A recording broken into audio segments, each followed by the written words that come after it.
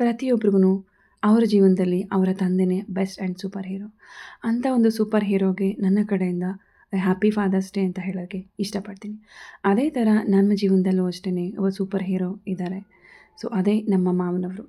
ಹೌದು, ನನ್ನ ತಂದೆನ ಕಳ್ಕೊಂಡು almost 10 years ಮೇಲಾಯಿತು.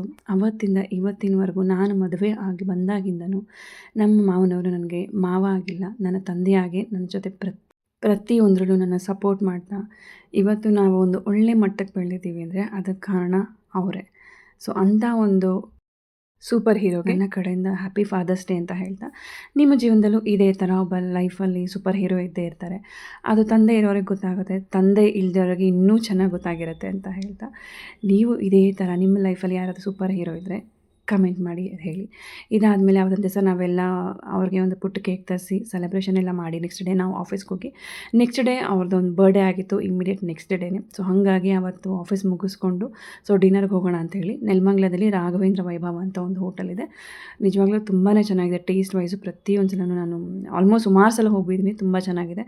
So in case ನೀವೇನಾದ್ರು ನಿಯರ್ ಬೈಲಿದೆ ಹೋಗಿ ಒಂದು ಸಲ ಟ್ರೈ ಮಾಡಿ. ಸೊ ಅಲ್ಲಿ ಆಲ್ಮೋಸ್ಟ್ ಎಲ್ಲ ಸ್ಟಾರ್ಟರ್ಸು ಮತ್ತು ಸೂಪ್ಸ್ ನಾವು ಆ್ಯಕ್ಚುಲಿ ತೊಗೊಂಡು ಮಶ್ರೂಮ್ ಚಿಲ್ಲಿ ತುಂಬಾ ಚೆನ್ನಾಗಿತ್ತು taste wise, and mushroom biryani. So ರೋಟಿ ಕರಿಗೆ ರೆಗ್ಯುಲರಾಗಿ ನಾವೇನು ಅದೆಲ್ಲ ತೊಗೊಂಡು ಫೈನಲಿ ಐಸ್ ಕ್ರೀಮ್ ಎಲ್ಲ it's a must and mandatory at the end of the dinner ಅಂತ ಹೇಳ್ಬೋದು. ಸೊ ಅದೆಲ್ಲ ತೊಗೊಂಡು ಆಲ್ಮೋಸ್ಟ್ ಮಳೆ ಬರೋ ಥರ ಇತ್ತು. ಸೊ ಹಾಗಾಗಿ ಐಸ್ ಕ್ರೀಮ್ನ ಪಾರ್ಸೆಲ್ ತೊಗೊಂಡು ಮನೆಗೆ ಹೋಗಿ ಎಂಜಾಯ್ ಮಾಡಿದ್ವಿ. ಮತ್ತು ನಾನು ನಿಮಗೆ ನೆಕ್ಸ್ಟ್ ವೀಡಿಯೋದಲ್ಲಿ ಸಿಗ್ತೀನಿ. ಬಾಯ್.